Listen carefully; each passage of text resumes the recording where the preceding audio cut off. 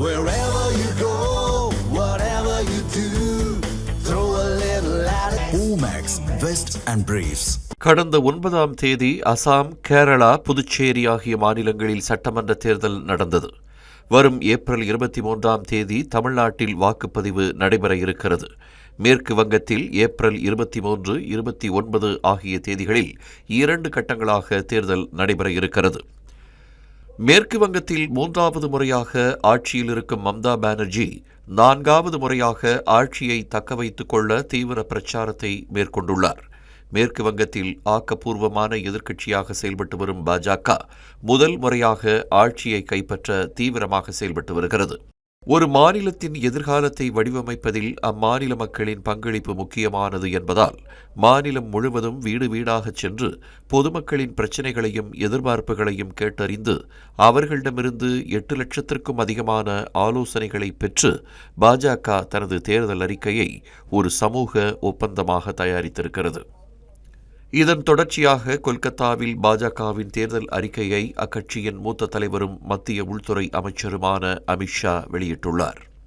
மேற்கு வங்கத்தில் வாழும் ஒவ்வொரு பிரிவினரிடமும் பாஜக கொண்டுள்ள அர்ப்பணிப்பை பாஜகவின் தேர்தல் அறிக்கை பிரதிபலிப்பதாக கூறியிருக்கும் அமித்ஷா, பாஜகவின் சங்கல்ப் பத்ரா மக்களின் நம்பிக்கையை மீட்டெடுப்பதை நோக்கமாக கொண்டிருப்பதாக தெரிவித்துள்ளார். மேலும் பிரதமர் மோடியின் லட்சிய கனவான வளர்ச்சியடைந்த இந்தியாவுக்கான வரைபடம்தான் இந்த தேர்தல் அறிக்கை என்றும் குறிப்பிட்டிருக்கிறார். முதலமைச்சர் மம்தா பானர்ஜியின் தலைமையிலான திரிணாமுல் காங்கிரசின் 15 ஆண்டுகால ஆட்சியை இருண்ட காலம் என்று விமர்சித்த அமித்ஷா, மேற்கு வங்க மக்கள் அச்சத்துடன் இருப்பதாகவும் மாற்றத்தை விரும்புவதாகவும் கூறியிருக்கிறார். ஒவ்வொரு மாதமும் 1ஆம் தேதியிலிருந்து 5ஆம் தேதிக்குள் அனைத்து பெண்களின் வங்கிக் கணக்கில் 3000 ரூபாய் பாஜக அரசு நேரடியாக செலுத்தும் என்றும், பெண்களுக்கு தற்காப்பு பயிற்சிகள் வழங்க துர்கா சுரக்ஷா குழு ஏற்படுத்தப்படும் என்றும் தெரிவிக்கப்பட்டிருக்கிறது. ஆயுஷ்மான் பாரத், கரீப் கல்யாண் யக்ஞா உள்ளிட்ட மத்திய அரசின் அனைத்து மக்கள் நலத்திட்டங்களையும் மேற்கு வங்கத்தில் முழுமையாக செயல்படுத்தப்படும் என்றும் பாஜக தேர்தல் அறிக்கையில் கூறப்பட்டிருக்கிறது.